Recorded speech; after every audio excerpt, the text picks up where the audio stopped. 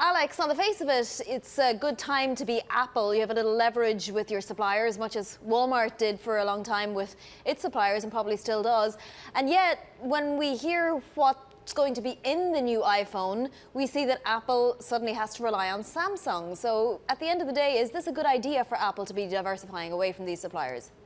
Absolutely, particularly in the chip space, the semiconductor space, we've seen a huge amount of consolidation over the past 2 years. One analyst told us there were 35 fewer companies, fewer chip makers around than there were 2 years ago.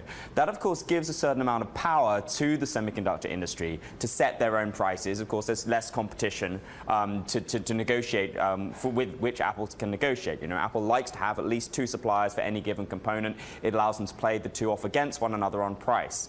Now, Apple has been developing its own chips for quite a while. These are increasingly becoming available, and that returns a little bit of the negotiating power to Apple. So, do we know which of the suppliers are most vulnerable, say, in the next round of supplier cuts?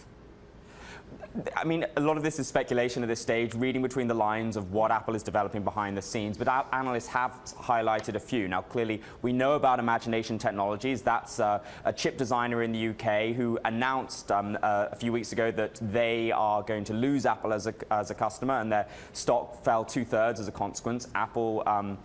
Analysts have subsequently identified Dialog Semiconductor is another one that might be vulnerable. There's also Synaptics, who makes some components to help control the touch screen on your iPhone, and possibly also Cirrus Logic, though analysts said that's a medium to low possibility. So there's still quite a few suppliers that are a little bit in jeopardy. Why is Apple developing its own chips? Is cost really the only reason? I mean, cost is one reason. There are 2 others. The CFO, Luca Maestri, at a conference in January, or February, I think, actually, sorry, said that it's cost, quality, and timing. And you know, as they move into new spaces such as augmented reality, or we saw the AirPods, these Bluetooth headphones which they released last year, these require specialist components, and Apple can tie them more keenly to its software and its needs if it's designing a lot of this hardware in-house. So these mom and pop suppliers, if you like, what do they do next, Alex? I mean, you know, is there a future for them? I think calling them mom and pop suppliers is probably, they're still quite big companies. Facetious, but really it's the same type of, yeah.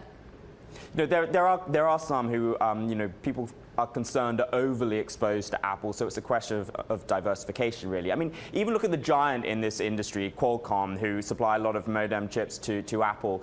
You know, they did a deal last year with NXP, which diversifies their portfolio a little bit, opens them up to more industrial applications and automotive, and therefore, you know, it means they are less dependent upon the smartphone industry for growth and for, you know, their particularly high-margin licensing revenue. So it is a question for a lot of players in the semiconductor industry of how they reduce their dependence on the likes of Apple. I suppose